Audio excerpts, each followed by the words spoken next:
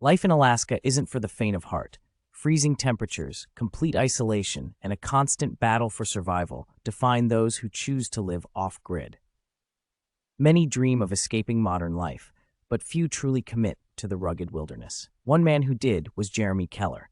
As a key figure in Edge of Alaska, he embraced the extreme, carving out a self-sufficient life in McCarthy.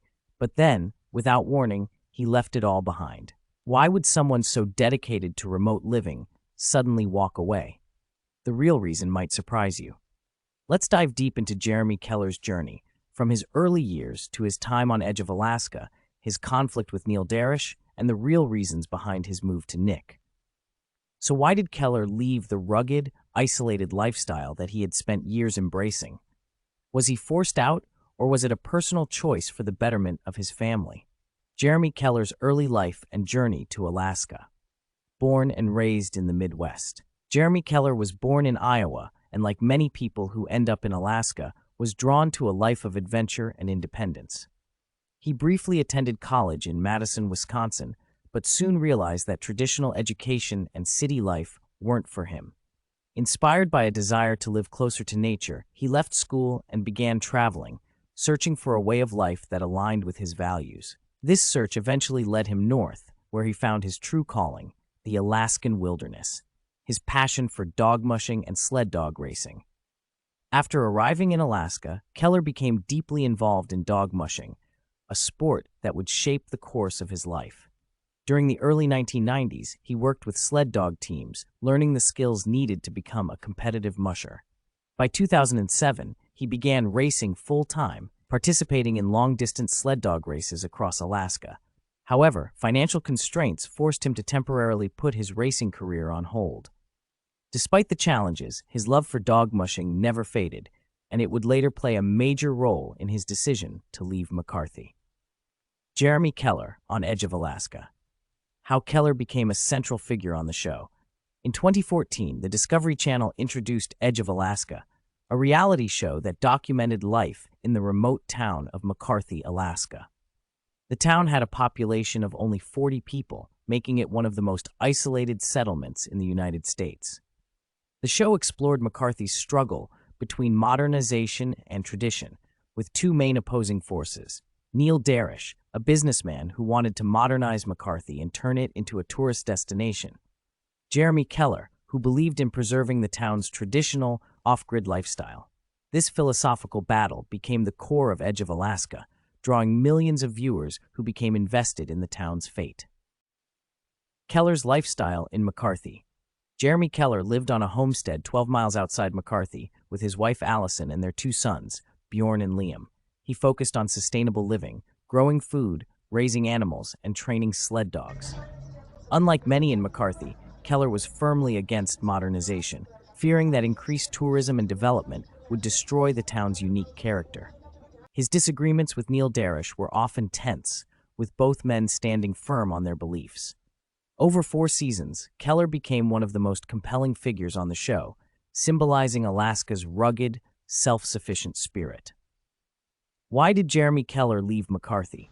When Edge of Alaska ended in 2017, fans were left wondering, what happened to Jeremy Keller? Shortly after the show wrapped up, Keller and his family made the difficult decision to leave McCarthy and relocate to Knik, Alaska, his son's dog mushing career. One of the biggest reasons for the move was his eldest son, Bjorn.